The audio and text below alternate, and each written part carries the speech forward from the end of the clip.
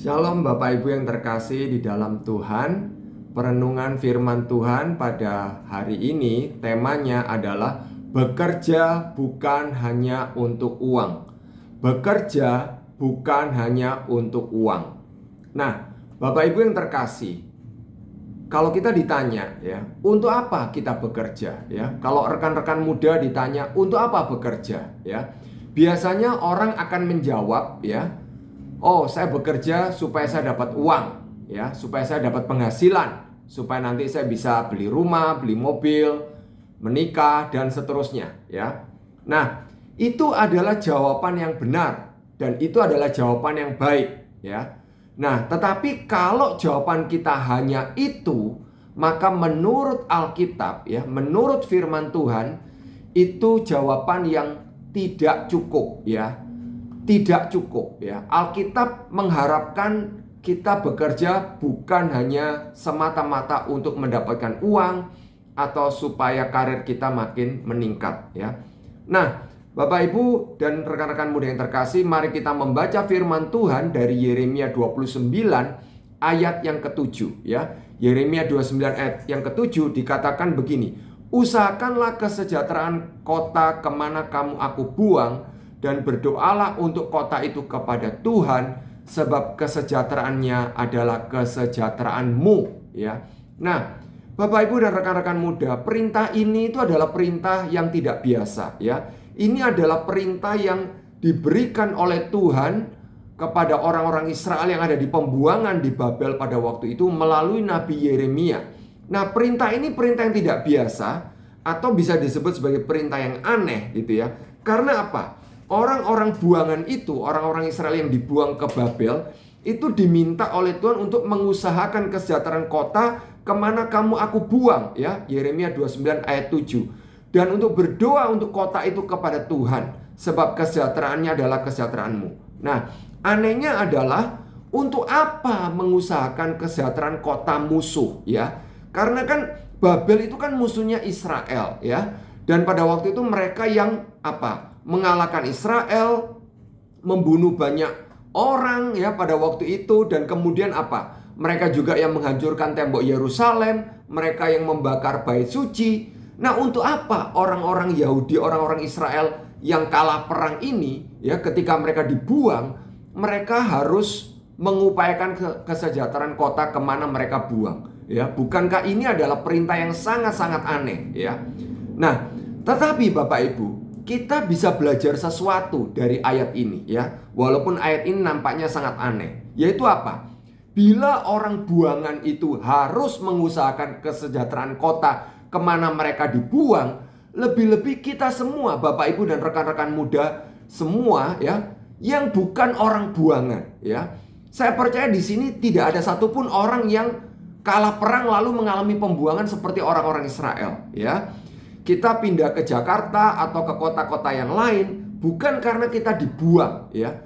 Jadi kalau orang buangan harus mengupayakan kesejahteraan kota mereka ya, di mana mereka dibuang, lebih-lebih kita yang bukan orang buangan. Kenapa? Karena firman Tuhan katakan dalam Yeremia 29 ayat 7 tadi, kesejahteraan kota itu adalah kesejahteraanmu ya. Dan ini hal yang tidak biasa. Kenapa? Karena fokusnya itu bukan diri mereka sendiri, tetapi kota tempat mereka dibuang, atau fokusnya adalah orang lain ya, sesama ya, orang lain. Biasanya Bapak Ibu dan rekan-rekan muda, kita itu berpikir kesejahteraan kita dulu, baru kesejahteraan orang lain atau kesejahteraan kota ya. Tetapi ternyata Alkitab itu mengajarkan yang sebaliknya ya. Dan pengajaran dalam Yeremia 29 ayat 7 ini itu selaras dengan 2 Korintus 5 ayat 15, di mana dikatakan, dan Kristus telah mati untuk semua orang, supaya mereka yang hidup tidak lagi hidup untuk dirinya sendiri, tetapi untuk Dia yang telah mati dan telah dibangkitkan untuk mereka. Jadi kita itu diselamatkan supaya kita tidak lagi hidup untuk diri kita sendiri, tetapi untuk Kristus. Dan kalau kita hidup untuk Kristus, itu artinya kita memikirkan kota kita, memikirkan sesama kita, memikirkan orang lain, bagaimana supaya melalui pekerjaan kita, melalui profesi kita, melalui bisnis kita, kita boleh menjadi berkat ya. Nah, ayat kedua ayat berikutnya yang saya ingin sampaikan itu adalah Efesus 4 ayat 28 ya. Di situ disampaikan begini, Efesus 4 ayat 28. Orang yang mencuri, janganlah ia mencuri lagi, tetapi baiklah ia bekerja keras dan melakukan pekerjaan yang baik dengan tangannya sendiri, supaya ia dapat membagikan sesuatu kepada orang yang berkekurangan. Bapak Ibu yang terkasih dan rekan-rekan muda yang terkasih, bukankah ayat ini juga ayat yang aneh? Kenapa? Bukankah sudah cukup bila seorang pencuri itu nggak mencuri lagi? Titik. Harusnya itu begitu, ya. Tetapi menurut kitab suci, ya, menurut ayat ini, ya, itu nggak cukup, ya. Kenapa? Karena apa? Dikatakan orang yang mencuri, baiklah ia bekerja keras, ya. Jadi jangan ia mencuri lagi, baiklah ia bekerja keras dan melakukan pekerjaan yang baik dengan tangannya sendiri. Supaya apa? Supaya ia dapat membagikan sesuatu kepada orang yang berkekurangan. Artinya, ia harus jadi berkat bagi orang lain yang berkekurangan.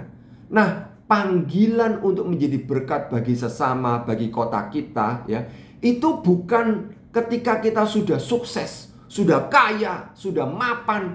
Bukan, ya. Berdasarkan Yeremia 29 tadi dan Efesus pasal 4 itu, orang buangan dan pencuri itu dipanggil untuk menjadi berkat, ya. Jadi untuk menjadi berkat itu gak harus menunggu ketika kita sudah kaya, sudah sukses, sudah mapan, ya. Jadi kesimpulannya Bapak Ibu dan rekan-rekan muda yang terkasih, bagaimana dengan kehidupan kita, ya? Sejauh mana kita sudah menjadi berkat melalui pekerjaan kita, bisnis kita, atau profesi yang kita tekuni pada saat ini? Semoga kita tidak hanya fokus mencari uang sebanyak-banyaknya dan mengejar karier setinggi-tingginya.